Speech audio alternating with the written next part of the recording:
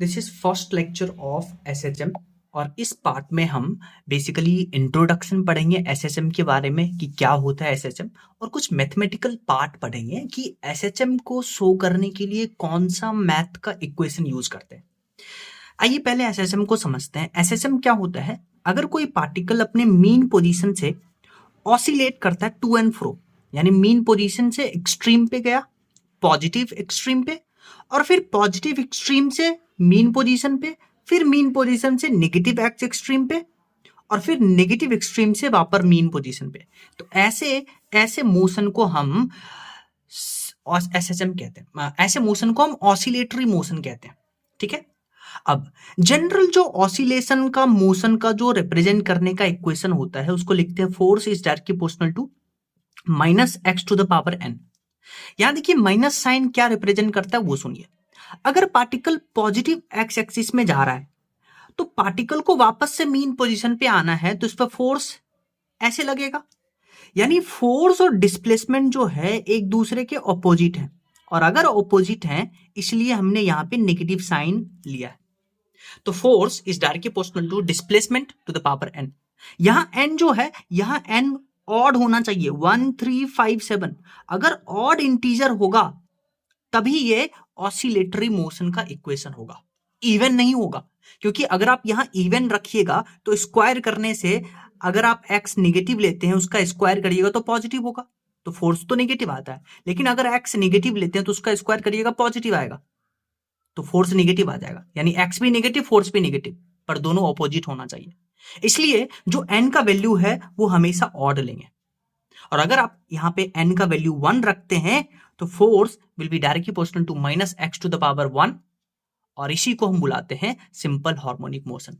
यानी simple harmonic motion oscillatory motion का एक टाइप है, एक सिंपलेस्ट फॉर्म है, जिसका इक्वेशन होता है force is directly proportional to minus x to the power n, minus x to the power 1। ठीक है। अब कैसे हम ऑसिलेटरी मोशन को डिटेल में पढ़ते हैं, उसका मैथमेटिक इक्वेशन क्या होता है, ध्यान से सुनिए। अब आपसे क्या कहता है, मान लेते हैं आपको बोल देता है y is equal to A sine omega t है एक फंक्शन। तो बताइए ये कौन सा फंक्शन है, कौन सा ऑसिलेटरी मोशन का टाइप है। तो देखिए अगर आप एसएचएम को एक पीरियोडिक फंक्शन को डिनोट करना चाहते हैं, एक पीरियोडिक फंक्शन को लिखना चाहते हैं, तो पीरियोडिक फंक्शन क्या होता है, पीरियोडिक फंक्शन क्या बताएगा कि particle to and fro motion करेगा। तो ऐसे मोशन को रिप्रेजेंट करने का मैथ में दो ही इक्वेशन होता है, साइन और कॉस का। यानी पीरियोडिक फंक्शन को हम साइन और कॉस से डिनोट करते हैं। तो अगर कोई फंक्शन साइन और कॉस में है, ठीक है, तो वो पीरियोडिक फंक्शन कहलाएगा। अब उसमें भी सुनिए, अगर साइन और कॉस प्रेजेंट है किसी फंक्शन में और उसका एम्पलीट्यूड कांस्टेंट है और फ्रीक्वेंसी का एक सिंगल यूनिक फ्रीक्वेंसी है, ऐसे हम पीरियोडिक फंक्शन को एसएचएम कहते हैं। तो एसएचएम कौन से फंक्शन को कहेंगे, साइन या कॉस प्रेजेंट होना चाहिए इक्वेशन में, एम्पलीट्यूड कांस्टेंट होना चाहिए, और सिंगल यूनिक फ्रीक्वेंसी का कॉम्बिनेशन होना चाहिए, इसको बुलाते हैं एसएचएम। लेकिन अगर कोई इक्वेशन साइन और कॉस फंक्शन का है, एम्पलीट्यूड भी कांस्टेंट है पर सिंगल यूनिक फ्रीक्वेंसी नहीं है, फ्रीक्वेंसी इंटीग्रल मल्टीपल है, तो ऐसे फंक्शन को पीरियोडिक बुलाएंगे, एसएचएम नहीं बुलाएंगे। तो साइन और cos function present, amplitude constant and have integral multiple frequencies combination, उसको बुलाते हैं पीरियोडिक। और इन दोनों के अलावा जो दूसरे पीरियोडिक फंक्शन होते हैं उन सबको हम नॉन पीरियोडिक बुलाते हैं, ऑल रिमेनिंग फंक्शंस। तो क्या क्या बात आया, अगर कोई फंक्शन आपके पास साइन और कॉस के टर्म में है, एम्पलीट्यूड क्या है, एम्पलीट्यूड आपके पास कांस्टेंट है, और अगर सिंगल फ्रीक्वेंसी है तब तो वो एसएचएम होगा। लेकिन अगर फ्रीक्वेंसी का इंटीग्रल मल्टीपल हो 2 ओमेगा 3 ओमेगा 4 ओमेगा, तो इसको पीरियोडिक बुलाएंगे, एसएचएम नहीं बुलाएंगे। आइए इस पे डिस्कस कर लेते हैं। जैसे मान लीजिए कुछ क्वेश्चन है आपके पास, y is equal to A sine 2 omega t. यहां देखिए साइन का फंक्शन आपको दिख रहा होगा, ठीक है, एम्पलीट्यूड जो है वो भी कांस्टेंट है, साइन कॉस का फंक्शन है, एम्पलीट्यूड कांस्टेंट है, और फ्रीक्वेंसी का एक सिंगल वैल्यू है। तो अगर फ्रीक्वेंसी का एक सिंगल यूनिक फ्रीक्वेंसी है तो ये जो इक्वेशन है ये एसएचएम का इक्वेशन है। दूसरा एग्जांपल देखिए, पहले इसी में एक और बात करते हैं। अगर आप एक बार एसएचएम पहचान लिए तो आपसे पूछता है कि इस इक्वेशन का टाइम पीरियड बताइए। तो जो टी के साथ टर्म है उसको ओमेगा बुलाते हैं, तो ओमेगा होता है 2π/t, तो 2π/t को हम 2 ओमेगा लिखेंगे, तो 2 से 2 खत्म, तो टाइम पीरियड आ जाएगा π/ओमेगा। तो आपसे दो बातें पूछ सकता है, एक तो आपसे इक्वेशन पूछ दे कि एसएचएम है या नहीं, दूसरा आपसे पूछ दे कि उसका टाइम पीरियड बताइए। नेक्स्ट क्वेश्चन देखिए, आपके पास है y = a sin omega T plus b cos omega T. Equation पहचानिए, साइन कॉस का फंक्शन है, बिल्कुल। एम्पलीट्यूड कांस्टेंट है, बिल्कुल कांस्टेंट है। क्या ये सिंगल यूनिक फ्रीक्वेंसी है? बिल्कुल सिंगल यूनिक फ्रीक्वेंसी है। इसको आप ऐड भी करते हैं, तो जो रिजल्टेंट आएगा उसमें सिंगल यूनिक फ्रीक्वेंसी ही आएगा, तो ये भी एसएचएम है। अब आपसे इसका टाइम पीरियड पूछा, तो देखिए टाइम पीरियड कैसे निकालेंगे, ठीक है। अब जो टी के साथ में है उसको ओमेगा बुलाते हैं, और ओमेगा होता है 2π/t, तो टाइम पीरियड आ जाएगा 2π/ओमेगा। नेक्स्ट क्वेश्चन देखिए, नेक्स्ट क्वेश्चन आपके पास है y = a sin omega T plus b cos 2 omega T. Again sine cos का फंक्शन है, बिल्कुल है। एम्पलीट्यूड कांस्टेंट है, पर अब आप देखिए एक से ज्यादा फ्रीक्वेंसी है और इंटीग्रल मल्टीपल में है, तो इंटीग्रल मल्टीपल कॉम्बिनेशन है तो ये पीरियोडिक तो होगा बट एसएचएम नहीं होगा। अब अगर पीरियोडिक है तो आपसे पूछा है इसका टाइम पीरियड बताइए। देखिए यहां पे ओमेगा है और यहां 2 ओमेगा है, और आपको पता है ओमेगा होता है 2π/t, तो omega is inversely proportional to T. अगर यहां ओमेगा डबल हो गया तो यहां अगर टाइम पीरियड टी होगा तो यहां टाइम पीरियड t/2 हो जाएगा। तो आपसे पूछा है मिनिमम टाइम पीरियड, तो अगर ये पीरियोडिक फंक्शन है तो एक सर्टेन टाइम के बाद इसको वापस से सेम पोजीशन पे आना पड़ेगा, तभी तो पीरियोडिक फंक्शन है। यानी जहां से स्टार्ट हुआ वापस से वहीं पे आए, तो ऐसे टाइम पीरियड पकड़ेंगे। अगर मान लेते हैं कि ये टाइम पीरियड हम चूज कर लेते हैं t/2, तो इस फंक्शन को एक चक्कर लगाने में t पीरियड लग रहा है, t टाइम पीरियड लग रहा है, और इसको t/2 ही लग रहा है, तो ये तो एक चक्कर पूरा कर लेगा, पर ये पूरा नहीं कर पाएगा, पर दोनों को पूरा करना है तो ये तो नहीं ले सकते। अब मान लेते हैं कैपिटल टी लेते हैं, मतलब इस फंक्शन को एक पूरा टाइम पीरियड एक पूरा चक्कर लगाने में टी समय लगता है और इसको t/2 ही लगता है, यानी t/2 कहीं यहां पे होगा। तो ये फंक्शन तो है यहां से यहां जाने में टी लगा, तो ये फंक्शन तो यहां से यहां कंप्लीट कर लेगा, मतलब यहां से पूरा कंप्लीट कर लेगा t/2 ही। तो यानी मिनिमम टाइम पीरियड जो होना चाहिए वो ये होना चाहिए। तो मिनिमम टाइम लेंगे तभी दोनों आपस में रिपीट कर सकते हैं, तो वो टाइम t लेंगे तो t = 2π/ओमेगा, ठीक है। नेक्स्ट क्वेश्चन देखिए, इसमें आपको बोला है a sin omega T plus b cos 2 omega T plus c sin 4 omega T. अब ध्यान से आप देखिए, साइन कॉस का फंक्शन तो है, पर जो फ्रीक्वेंसी है एम्पलीट्यूड भी कांस्टेंट है, पर फ्रीक्वेंसी जो है एक से ज्यादा है और इंटीग्रल मल्टीपल में है, तो सिंपल सी बात है ये पीरियोडिक होगा बट एसएचएम नहीं होगा। अब इसका टाइम पीरियड निकालिए, इसके रेस्पेक्ट में टाइम पीरियड t, इसके रेस्पेक्ट में t/2, इसके रेस्पेक्ट में t/4, तो मिनिमम टाइम पीरियड लेंगे यही, क्योंकि अगर ये टाइम पीरियड लेते हैं तो ये भी एक चक्कर कंप्लीट कर लेगा, ये भी एक चक्कर कंप्लीट कर लेगा, और ये तो कर ही रहा है, तो मिनिमम टाइम पीरियड लेंगे, दैट विल बी 2π/ओमेगा। नेक्स्ट क्वेश्चन आपसे बोला है कि y = e⁻ -ωt, तो साइन कॉस को छोड़ करके बाकी सब नॉन पीरियोडिक होंगे, ये भी नॉन पीरियोडिक होगा, तो ये दोनों ठीक है।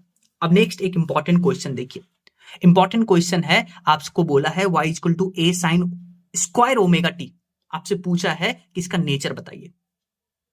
तो देखिए साइन स्क्वायर थीटा को हम लिखते हैं 1 - cos 2 थीटा डिवाइडेड बाय 2, तो आप इसको स्क्वायर को सिंगल फंक्शन में कन्वर्ट करिए, तो साइन स्क्वायर ओमेगा टी को लिख सकते हैं 1 - cos 2 ओमेगा t/2। तो यहां से आप इसको मल्टीप्लाई करिएगा तो a/2 minus a/2 cos 2 omega T. तो देखिए ये इस पार्ट को देखिए, इसमें साइन कॉस का फंक्शन है और एक सिंगल वैल्यू है फ्रीक्वेंसी का, एम्पलीट्यूड कांस्टेंट है, तो इसको एसएचएम बुलाते हैं। अब इस इक्वेशन से कुछ आपको सोचना पड़ेगा, कुछ याद रखिएगा इस इक्वेशन से। अगर साइन कॉस के सामने वाला जो टर्म है उसको आप एम्पलीट्यूड बुलाते हैं, और ये जो टर्म है नेगेटिव के सामने, इसको आप बुलाते हैं कि ये जो इक्वेशन है इस मीन पोजीशन के अबाउट ऑसिलेट कर रहा है, यानी इसके आगे जो टर्म है a/2 इसको मीन पोजीशन कहते हैं। तो इसमें से क्या याद रखना है कि साइन कॉस के सामने वाले फंक्शन को एम्पलीट्यूड कहते हैं, और नेगेटिव पॉजिटिव चाहे कुछ भी हो उसके सामने वाले को आप मीन पोजीशन बुलाइएगा। यानी कि ये जो पार्टिकल इस इक्वेशन के थ्रू एसएचएम परफॉर्म कर रहा है उसका मीन पोजीशन का वैल्यू a/2 होगा। इसको हम ग्राफिकली भी समझ सकते हैं। जैसे आप इसका ग्राफ बनाइए, t=0 रखिएगा तो cos 0 आपके पास 1 आता है, तो a/2 माइनस a/2 वो आ जाएगा 0, यानी पार्टिकल ओरिजिन से स्टार्ट हो रहा है। ठीक है, फिर आप यहां पे cos का मैक्सिमम वैल्यू होता है 1, तो cos का मैक्सिमम वैल्यू रखिएगा, फिर मिनिमम वैल्यू रखिएगा, तो आपके पास देखिए यहां से रखिएगा तो माइनस कॉस क्या हो जाएगा, -1 हो जाएगा। ठीक है, मैक्सिमम वैल्यू 1, मिनिमम वैल्यू -1, तो यहां -1 रखिएगा तो ये प्लस a/2 यानी a, यानी ये जो फंक्शन है ये 0 से स्टार्ट हो रहा है, मैक्सिमम जा रहा है a, फिर मिनिमम, फिर मैक्सिमम, तो ऐसे ग्राफ बनेगा। तो देखिए a/2 यहां मीन पोजीशन है, तो पार्टिकल मीन पोजीशन से ऊपर गया, फिर नीचे आया, फिर मीन पोजीशन से ऊपर गया, फिर नीचे आया, तो a/2 के अबाउट पार्टिकल एसएचएम कर रहा है। तो 100 आपसे पूछ सकता है कि यहां पे कि a/2 के अबाउट पार्टिकल बताइए क्या कर रहा है, तो a/2 के अबाउट तो पार्टिकल एसएचएम कर रहा है, पर ओरिजिन के अबाउट, ये ओरिजिन है, ओरिजिन के अबाउट पार्टिकल देखिए सिर्फ एक्स एक्सिस में जा रहा है, निगेटिव में नहीं जा रहा है। तो निगेटिव में नहीं जा रहा है तो पीरियोडिक है बट एसएचएम नहीं करेगा। एसएचएम में तो निगेटिव में भी जाना पड़ेगा, टू एंड फ्रो मोशन, पर ये सिर्फ पॉजिटिव में कर रहा है, तो ओरिजिन के अबाउट पीरियोडिक है बट एसएचएम नहीं होगा, पर a/2 के अबाउट एसएचएम है। तो ऐसे क्वेश्चन आपसे पूछ सकता है। जैसे एक क्वेश्चन देखिए, और जैसे आप इस क्वेश्चन को देखिए, इसमें आपको बोला है the displacement of a particle executing simple harmonic motion is given by this, then amplitude of this oscillation. देखिए साइन और कॉस के सामने वाले टर्म को आप एम्पलीट्यूड कहते हैं, और उसके सामने वाले टर्म को आप मीन पोजीशन कहते हैं। तो ये मीन पोजीशन बता रहा है, ये दोनों एम्पलीट्यूड बता रहा है। अगर ये दोनों एम्पलीट्यूड बता रहा है तो ये साइन में है, ये कॉस में है, ये दोनों आपस में परपेंडिकुलर हैं, तो इन दोनों वेक्टर का जो रिजल्टेंट आएगा वो √a² प्लस b² के बराबर आ जाएगा। तो ऐसे आपको याद रखना है कि साइन के सामने वाले को हम क्या बुलाते हैं, एम्पलीट्यूड, उसके सामने वाले को हम मीन पोजीशन बुलाते हैं। नेक्स्ट क्वेश्चन देखिए, इसमें आपको बोला है y = a sin cube omega T, आपको इसका नेचर बताना है। तो पहले आप इसको सिंपल में कन्वर्ट करिए, तो इसको सिंपल में ऐसे लिख सकते हैं sin omega T into sine square omega T, और साइन स्क्वायर ओमेगा टी को हमें मैं लिख के आया हूं 1 - cos ओमेगा टी अपॉन 2। तब आप देखिए यहां साइन कॉस का फंक्शन है पर 1 से ज्यादा ओमेगा है, अगर 1 से ज्यादा ओमेगा है तो फ्रीक्वेंसी 1 से ज्यादा है, तो ये पीरियोडिक होगा, एसएचएम नहीं होगा, और टाइम पीरियड मिनिमम वाले के बराबर होगा, यानी 2π/ω। जैसे आप इस क्वेश्चन को देखिए, क्वेश्चन नंबर फर्स्ट को, which of the following function of time represent SHM periodic but not SHM non periodic. तो मैंने आपको बोला था कि ये देखिए साइन कॉस का फंक्शन है और एक ही ओमेगा है, तो ये तो एसएचएम है। साइन कॉस का फंक्शन तो है, पर देखिए यहां 1 से ज्यादा ओमेगा का इंटीग्रल मल्टीपल है, तो ये पीरियोडिक होगा, एसएचएम नहीं होगा। और ये तो नॉन पीरियोडिक होगा, ये भी नॉन पीरियोडिक होगा, ये दोनों देखिए साइन कॉस का फंक्शन है, एक ही ओमेगा है, तो ये एसएचएम होगा। और साइन क्यूब ओमेगा टी अभी हम पढ़ के आए हैं, ये पीरियोडिक तो होगा बट एसएचएम नहीं होगा। नेक्स्ट क्वेश्चन देखिए, वेरी इंपॉर्टेंट क्वेश्चन। आपको बोला है कि आपके पास एक फंक्शन है y = a sin omega T plus b cos omega T, और आपको इसका नेचर बताना है और इसका रिजल्टेंट फॉर्म बताना है। तो इस क्वेश्चन को करने के लिए एक सिस्टमेटिक मेथड को हम यूज करेंगे, और उस सिस्टमेटिक मेथड से हम मल्टीपल क्वेश्चन सॉल्व कर सकते हैं। ये सिस्टमेटिक मेथड हमें आना चाहिए।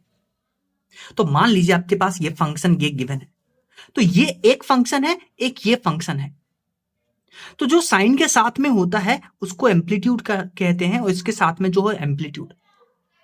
तो ये पहला डिस्प्लेसमेंट वेक्टर है, ये दूसरा डिस्प्लेसमेंट वेक्टर है। अगर ये दोनों वेक्टर हैं तो हम वेक्टर को ऐड करते हैं, तो वेक्टर को ऐड करने का एक तरीका होता है। तो यहां हम यूज करते हैं सुपरपोजिशन ऑफ एसएचएम। अब कैसे उसको यूज करते हैं ध्यान से देखिए। जब भी आपको ऐसा क्वेश्चन दिखे तो आप क्या करिएगा, 4 लाइन ड्रॉ करिएगा और यहां से जो है इसको आप मानिएगा, यहां से आप स्टार्ट करिएगा, ऊपर जाइएगा तो पॉजिटिव एंगल लेंगे, नीचे जाइएगा तो निगेटिव एंगल लेंगे।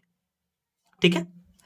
अब यहां साइन ओमेगा टी प्लस 0, ठीक है, यहां साइन ओमेगा टी प्लस 0 लेंगे, जैसे से ऊपर जाइएगा तो sign omega T plus pi by 2 चल जाएंगे, क्योंकि यहां प्लस 0 था तो यहां जाने पर पाई बाय 2, तो sign omega T plus pi by 2 ये कॉस ओमेगा टी के बराबर आता है।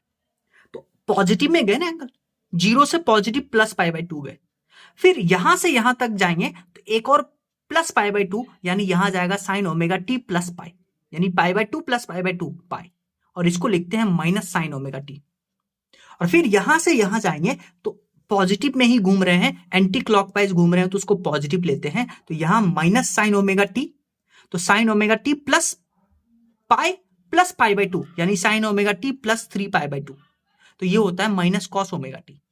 तो जब भी आपको अगर ऐसा दिखे, इसको ऐड करना है तो आप ये 4 लाइन ड्रॉ करेंगे, यहां साइन ओमेगा टी प्लस 0, यहां sign omega T plus pi by 2, यहां माइनस साइन ओमेगा टी, यहां माइनस कॉस ओमेगा टी, यानी यहां साइन ओमेगा टी, यहां कॉस ओमेगा टी, यहां माइनस साइन ओमेगा टी, यहां माइनस कॉस ओमेगा टी।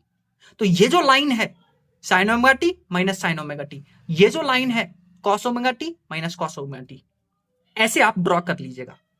तो एक बार आप ड्रॉ कर लिए तो फिर आपके पास जो भी इक्वेशन है उसको आप प्लॉट करना स्टार्ट करिए। ये देखिए पहला इक्वेशन ए साइन ओमेगा टी, तो ए साइन ओमेगा टी, तो साइन ओमेगा टी यहां पे आता है और इसका एम्पलीट्यूड है ए, इसका मैग्नीट्यूड ए है, तो ए वेक्टर यहां बन गया, y1 यहां बन गया। फिर देखिए बी कॉस ओमेगा टी कहां आता है, इस लाइन पे आता है, और बी है तो ये देखिए y2 बन गया बी। अब आप देखिए ए y1 और y2 में एंगल 90 डिग्री, तो इन दोनों का रिजल्टेंट ये होगा, और इन दोनों का रिजल्टेंट आपको पता है root under A square plus B square. तो अगर आप यहाँ पे रिजल्टेंट इक्वेशन बनाते हैं A sine omega T plus theta, तो ये ए आ जाएगा root under A square plus B square. ठीक है। और ये जो एंगल थीटा निकालने का फॉर्मूला होता है, ये एंगल थीटा निकालने का फॉर्मूला होता है बी साइन थीटा अपॉन ए प्लस बी कॉस थीटा। ठीक है। तो यहां देखिए थीटा आप क्या लीजिएगा, थीटा आप लीजिएगा इन दोनों के बीच का एंगल, वो है कितना, पाई बाय 2। तो यहां पाई बाय 2 रखिएगा, तो पाई बाय 2 रखिएगा, साइन 90 होता है 1 और कॉस 90 होता है 0, तो यहां से आ जाएगा tan theta B upon B, तो थीटा आ गया tan inverse B upon A. तो रिजल्टेंट इक्वेशन आ जाएगा root under A square plus B square sine omega T plus tan inverse B upon A.